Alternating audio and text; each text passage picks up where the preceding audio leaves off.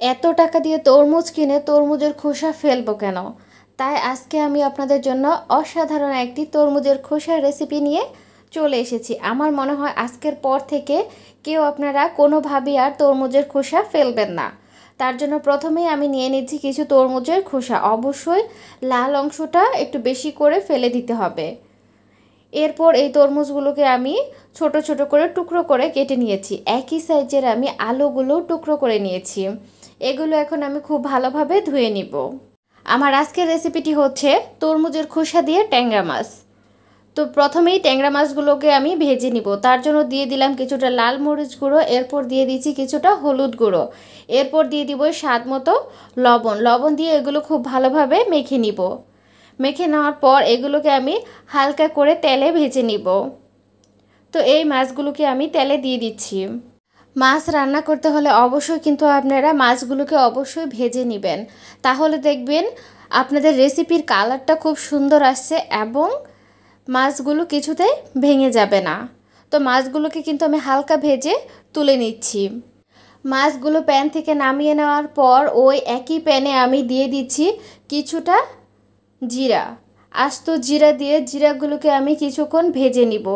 এতে কিন্তু রেসিপি থেকে খুব সুন্দর একটা ফ্লেভার চলে আসবে। এরপর দিয়ে দিচ্ছি কিছুটা পেঁয়াজ বাটা, এরপর দিচ্ছি সামান্য পরিমাণ রসুন বাটা এবং আদা বাটা, এরপর দিয়ে দিলাম স্বাদ মতো লবণ।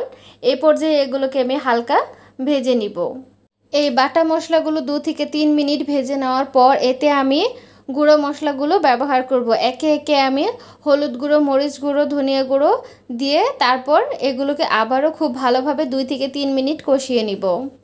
তরমুজ কিন্তু অনেকটাই কাঁঠালের মতো। কাঁঠালের সব অংশ যেমন আমরা কোনো না কোনো কাজে লাগাতে পারি, ঠিক তরমুজের সকল অংশই কিন্তু আমরা কোনো না কোনো কাজে লাগাতে পারি।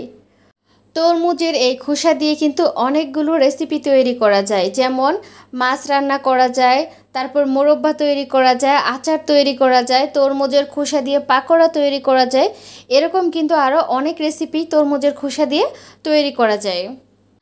আমার চ্যানেলে কিন্তু তরমুজের খোসা দিয়ে পাকোড়া রেসিপিটি কিন্তু অনেক আগে থেকেই রয়েছে, আপনারা চাইলে কিন্তু সেই রেসিপিটিও দেখে আসতে পারেন।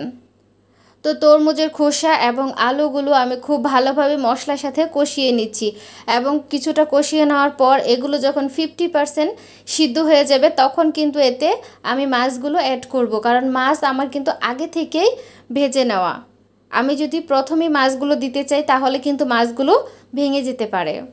এইভাবে তরমুজের খোসা দিয়ে মাছ রান্না করে আপনারা কিন্তু আপনাদের অনেক টাকাও বাঁচাতে পারেন, কারণ মাছ রান্না করলে অবশ্যই আলুর সাথে কিন্তু অন্য যে কোনো একটি সবজি আমাদের লাগতোই। তো যেহেতু অন্য সবজি না লাগিয়ে আমরা তরমুজের খোসার সাথে দিয়েছি, সেহেতু অবশ্যই তো আমাদের টাকাটা কিছু বেঁচে গেল। আমি কিন্তু এখানে তরমুজের সবুজ অংশ সহ কিন্তু নিয়ে নিয়েছি।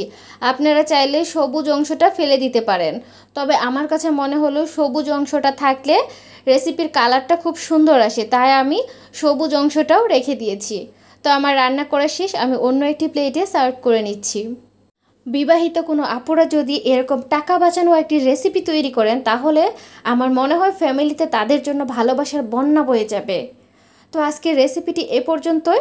রেসিপিগুলো ভালো লাগলে অবশ্যই আপনারা আমার চ্যানেলটি সাবস্ক্রাইব করবেন এবং সাবস্ক্রাইব করার পর পাশে থাকা বেল আইকনটি অন করে দেবেন, তাহলে যে কোনো সময় আমি নতুন ভিডিও আপলোড করার সাথে সাথে আপনারা নোটিফিকেশন পেয়ে যাবেন। লাইক কমেন্ট করতে কিন্তু একদমই ভুলবেন না। আজকে এই পর্যন্তই। সবাই ভালো থাকবেন, সুস্থ থাকবেন। আল্লাহ হাফেজ।